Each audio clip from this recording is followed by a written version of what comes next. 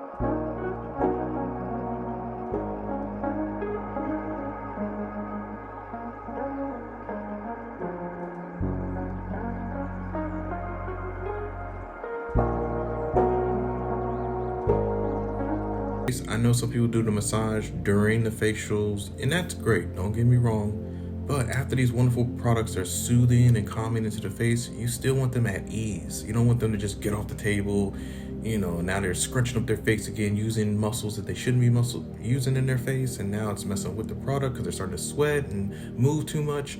No, let them sit on the table for another 5, 8, maybe 10 minutes at most, and give them a nice relaxing shoulder massage. You're gonna lower their blood pressure, you're gonna lower their anxiety, you're gonna take away all types of stress, pain, and problems, and worry, doubt, disbelief, and crazy-ish of the world. To where they can just take a breath, a moment. Wow, I just got amazing facial and now I'm getting a massage. That's the way to leave the office. They're gonna remember you instead of just giving them that massage during the facial, because it's memorable, but not that memorable because every esthetician does it. You have to flip it up sometimes. You have to switch it up. So even if you did give them a hydroluxx dermabrasion or hydrodermabrasion facial, while you're letting that cooling gel or the Zemits gel calm their skin, let it sit on the face for about 5-10 minutes. Go work on their feet, work on their hands. Yes, do other things. And so here, yes, bouncy, bouncy, bouncy, bouncy, bouncy. Yes, left, right, left, right, left, right. Get in between. Yeah, that neck muscles, those cervicals right there at the base of the neck. Those traps. Yes, I'm grabbing those trapezius muscles and I'm allowing those products that we just put on the face to absorb. Because once you're working on the body, your face finally takes a break because you're being distracted. And so you're working on areas that are super stressed, a lot of headache and nonsense in the back of the neck area. Oh yeah, you're releasing it with the little small tips of your fingers, climbing up the neck. Yes, look at that release. Hold. Yeah, send them into la la land. Send them into ultimate relaxation after having the best facial in the world, no matter what machine that you're using. But if you're using high-end quality machines, that's great. Or if you're on the lower end, that's great. A facial's a facial, but as long as you're taking care of your client, they will always remember you. You're doing God's work, I tell you, in the true sense of it. Not just because someone says I did this for some person. That's not a real testimonial. That just means you are testing my patience. But yeah, you are doing wonderful work. Get those arms, soothe the person, and yes, you're good to go.